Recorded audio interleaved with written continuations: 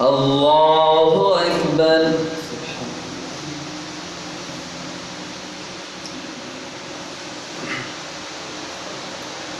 الحمد لله رب العالمين الرحمن الرحيم مالك يوم الدين إياك نعبد وإياك نستعين اهدنا الصراط المستقيم صراط الذين أنعمت عليهم غير المغضوب عليهم ولا الضالين.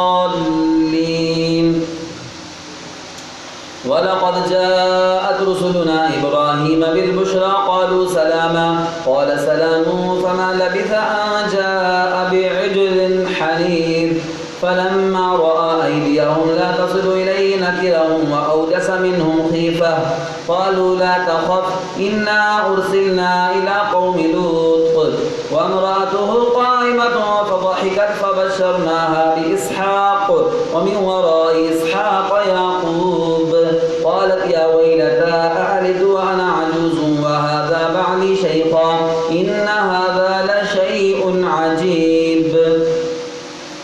قالوا أتعجبين من أمر الله رحمة الله وبركاته عليكم أهل البيت إنه حميد مجيد.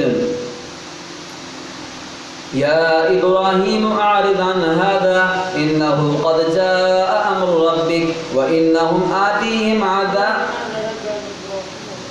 فلما ذهب عن إبراهيم الروع وجاءته البشرى يجادلنا في قوم لوط إن إبراهيم لحليم أواه منيب. يا إبراهيم أعرض عن هذا إنه قد جاء أمر ربك وإنهم آتيهم عذاب غير مردود.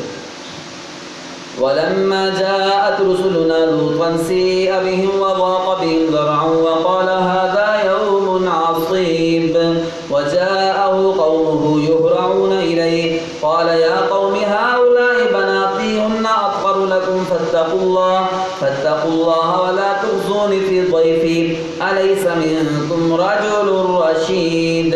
قالوا لقد علمت ما لنا في بناتك من حق وإنك لتعلم ما نريد. قال لو أن لي بكم قوة أو آوي إلى ركن شديد. قالوا يا لوط إنا رسل ربك لن يصلوا إليك فأسر بأهلك بقطع من الليل ولا يلتفت منكم أحد إلا امرأتك إنه مصيبها ما أصابهم إن موعدهم الصبح أليس الصبح بقريب.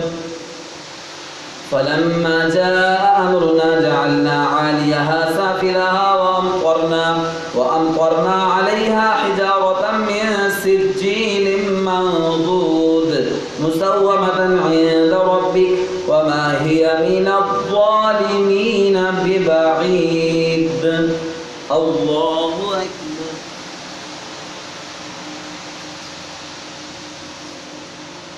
سمع الله لمن حمده. الله أكبر.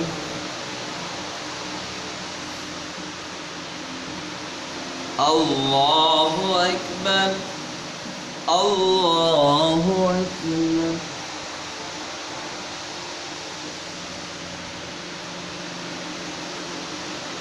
الله أكبر.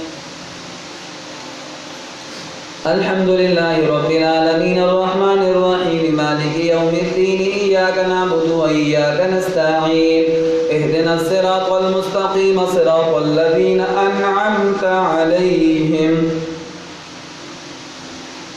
غير المغضوب عليهم ولا الضالين.